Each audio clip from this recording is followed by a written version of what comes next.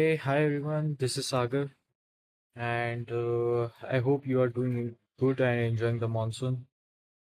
So, I'm going to start my new journey on the social issues, irrespective of government, in favor of government, or n- not in favor of government, in favor of protesters, or not. My analysis will remain the unbiased throughout my journey of the YouTube, and I hope you will support me in my journey. So, this is my initial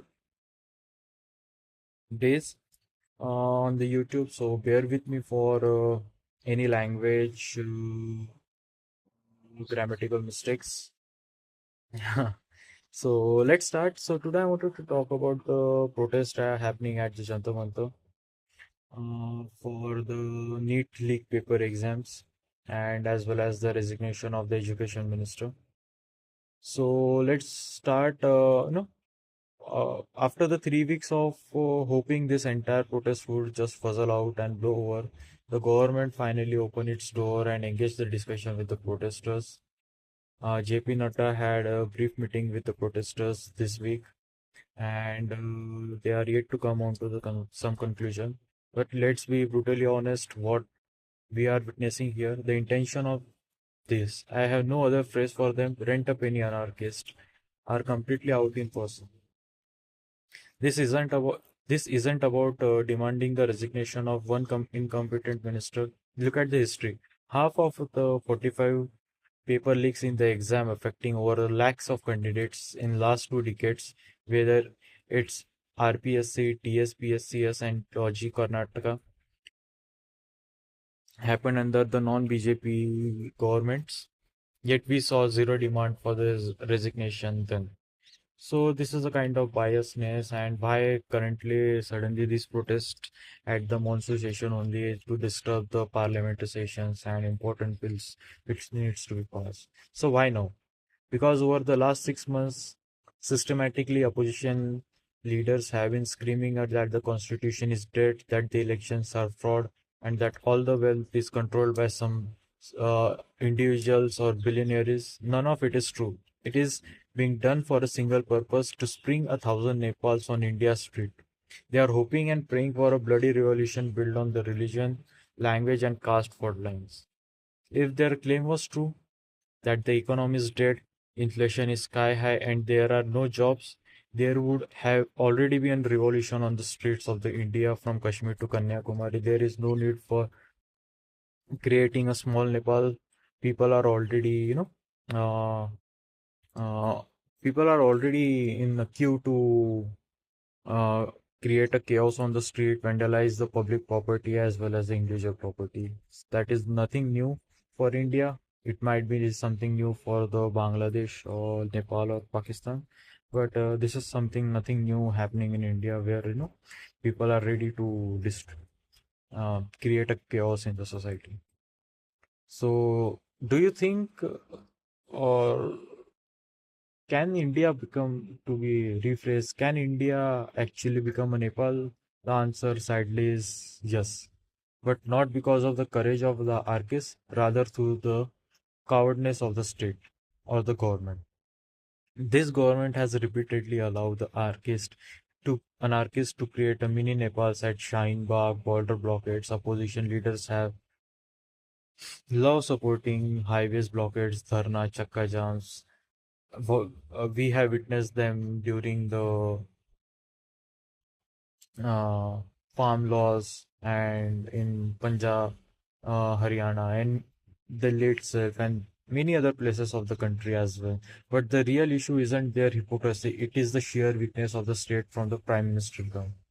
Remember when the mob carrying swords drove to the heart of the capital, illegally hosted a flag at the Red Fort? There, every illegality went unpunished, and cases against Reuters were quietly withdrawn. This is something we do not expect from any government to, behave um, in such weakness when you are elected with the vast majority of the people, from the vast majority of the votes from the people of this country. There is nothing to fear. And also the day Prime Minister Modi decided to repeal the farm laws, he sent a clear message to the world. It was a victory of anarchy over the democracy. The message was block roads, cause strife, laces, become Nepal, and state will come. When the rule of law vanishes, the vacuum is filled by anarchy and bloodshed.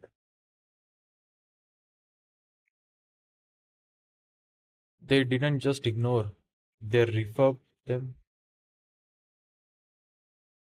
So, how did we end up here again? Did the government ignore these issues until it was forced to end?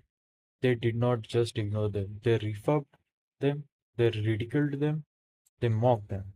Months before any archaeologist collected on on the streets, right with commentators, students, pro-government voices like Ajit Bharti, Anurag Tiwari were shouting horses about UCG, NEET, and CUET scandals. In fact, Anurag famously termed as all cockroaches because we are left to survive the vagaries of the Indian state. This is nothing original in what these new agitators are doing today. They simply step into the massive vacuum created when the government refused to listen to its own citizens and supporters. Unlike political agitations over Article 370 or the CA, which were just democratic laws, this students' issue was genuine. It merited a protest. All the government had to do was show a listening ear and admit we got this wrong. The examination authorities were incompetent, and here it is how we fixed it. Instead, listening to the students' request or protest or their demand, they mock them, and now entire issue has been hijacked by the political parties and few communities which are eager to vandalize the streets and show who they are really for this country. So, what does government draw the line between the legitimate protest and pure anarchy? It starts by applying the rule of law equally. The rule of law should be equal to everyone. If you are creating a vandalization, if you are creating a mess with the system, be a minister or any single individual, the law should be equal. And the it should not only the law should be equal, but also the judicial system also need to fast track all the cases and should not take decades to resolve. And while the culprits or guilty people enjoy their complete life, while the person who is waiting for the justice for decades just spoil their valuable time.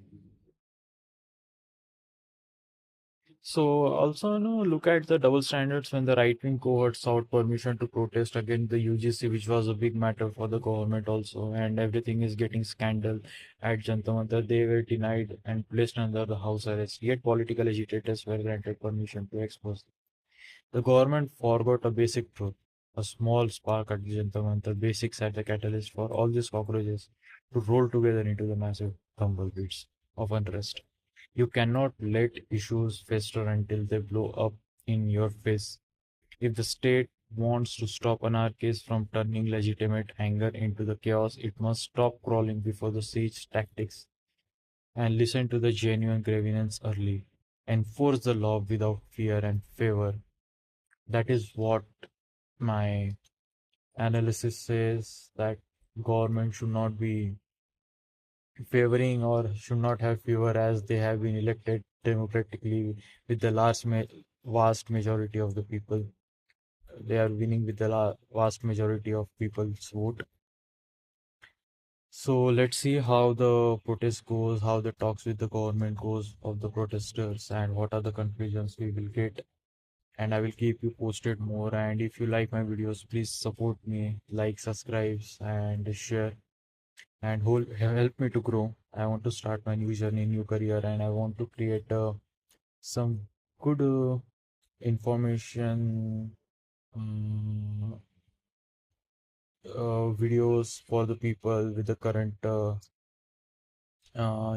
news and current situations happening across the country, so that everyone is aware.